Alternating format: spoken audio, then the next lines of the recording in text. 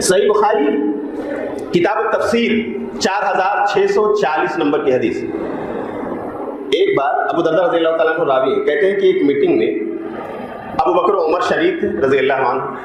عمر رضی اللہ تعالیٰ عنہ نے کوئی بات کہی، ابو بکر کو اچھی نہیں لگی، انہوں نے رد کر دیا، نہیں مانی. عمر کا مشورہ تسلیم نہیں کیا اور کوئی بات کہہ دی.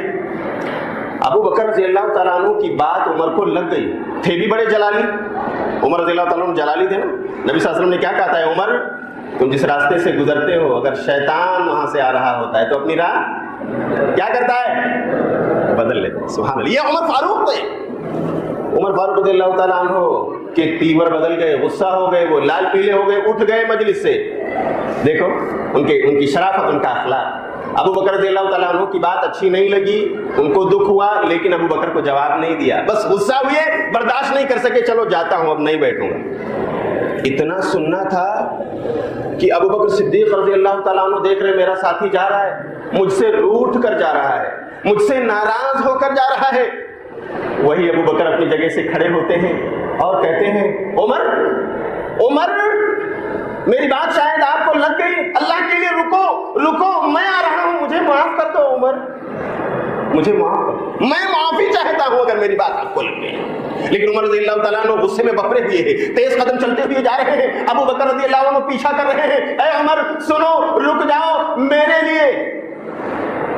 اوپر رحم کرو، اللہ کے لیے مجھ پر رحم کرو، مجھے معاف کر دو اگر میری بات آپ کو لگ گئی.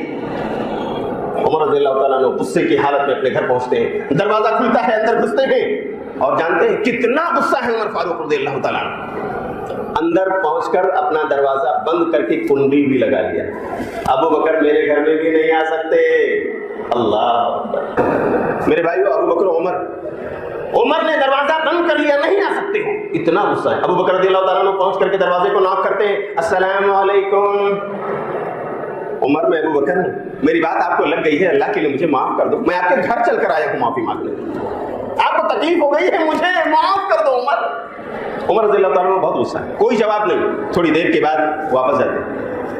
ابو بکر رضی اللہ تعالیٰ عنہ واپس آتے ہیں، چلو نبی کے پاس چلتا ہوں، ان سے کہوں گا تو شاید وہ عمر کو بلا کے سمجھا دیں اور عمر ان کی بات مان کر مجھے معاف کر دیں. اللہ، کوئی بڑی بات نہیں تھی. لیکن میرے بھائی آؤ دیکھو صحابہ کے اخلاق. کبھی انبن ہوئی تو کیا کیا انہوں نے؟ کیا ہمیشہ اس نفرت کے بیج کو اپنے دل میں اگایا، پودے لگائے، سینچائی کی، اسے پیڑ بننے دیا؟ بولو نہیں. اس بیج کو انہوں نے فوراً جلا دیا، اگنے نہیں دیا، پھٹنے نہیں دیا، اس لیے کہ نفرت کا بیج، نفرت کا ایک پودا تھا. کیسے؟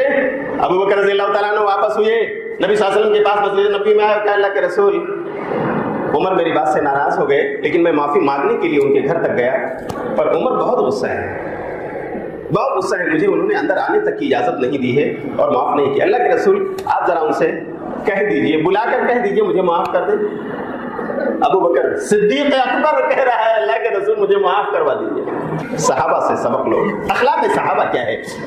ابو بکر صدیق رضی اللہ تعالیٰ عنہ نبی صلی اللہ علیہ وسلم کے پاس ہیں، اللہ کے رسول بلا کر کہہ دیجئے مجھے معاف کر دیں. ادھر کیا ہوتا ہے؟ عمر فاروق رضی اللہ تعالیٰ عنہ کیا وہ مزے سے بیٹھے اپنے گھر میں آرام کر رہے ہیں، قہوہ اور کافی پی رہے ہیں؟ نہیں. کیا ہوتا ہے؟ عمر رضی اللہ تعالیٰ عنہ کا غصہ جب ٹھنڈا ہوا تو ان کے ضمیر نے ملامت کیا، احساس جرم نے ستایا. عمر تمہارے ساتھی ابو بکر نے اگر کچھ کہہ دیا تھا تو آخر وہ بڑے تھے، آخر رتبہ اور مقام ان کا بڑا تھا، اور ویسے بھی وہ معافی مانگنے تمہارے گھر تک آئے تھے. عمر تم نے معاف نہیں کیا، اب تم مجرم ہو، چلو تمہیں ابو بکر سے معافی مانگنا ہے. ملامت کیا ان کے ضمیر نے، فوراً دروازہ کھولا، نکلے، گئے ابو بکر صدیق رضی اللہ تعالیٰ عنہ کے گھر پر دستک دی. پوچھا ہے؟ کہا نہیں. کہا چلو ہو نہ ہو نبی کے پاس گئے. یہ معاملہ شاید عدالت میں چلا گیا ہے، چلو وہاں چلتا ہوں، شاید ابو بکر مجھے معاف کر دے. ادھر ابو بکر کو تڑپ ہے میرا ساتھی مجھے معاف کر دے، اور ادھر عمر کو تڑپ ہے کہ میں مجرم ہو گیا، مجھے ابو بکر معاف کر دے. اللہ اکبر. یہ صحابہ کے اخلاق تھے. عمر رضی اللہ تعالیٰ عنہ سلام کر کے داخل ہوتے ہیں، دیکھتے ہیں ابو بکر نبی کے ایگزاموں بیٹھے ہوئے ہیں، دوسری طرف جا کر ابو عمر رضی اللہ تعالیٰ عنہ بیٹھ جاتے ہیں. ابھی بیٹھے ہی تھے نبی صلی اللہ علیہ وسلم کی زبان کھلی، کہا عمر آپ نے ابو بکر کو ستا دیا. ابو بکر نے اگر آپ کو کچھ کہہ دیا تھا تو معافی مانگنے آپ کے گھر گئے تھے.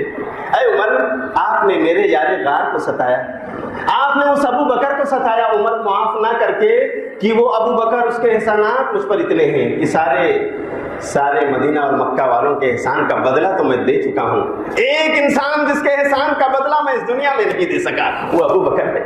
مجھے امید ہے میرا رب قیامت کے دن ان کو اس احسان کا بدلہ دے گا۔ اے عمر، اس ابو بکر کو آپ نے ستایا ہے کہ جب سارے مکہ نے مجھے کذاب کہا تھا، جھوٹا کہا تھا، اسرا کا واقعہ سنانے پر اسی ابو بکر نے مجھے سچا کہا تھا اور اس کو صدیق کا لقب ملا تھا۔ اے عمر، میرے اس ابو بکر کو آپ نے ستایا ہے۔ ادھر ابو بکر دیکھتے ہیں کہ نبی بجائے یہ کہنے کے کہ عمر معاف کر دو ابو بکر کو، نبی تو عمر پر برس رہے۔ کیا کیا ابو بکر نے؟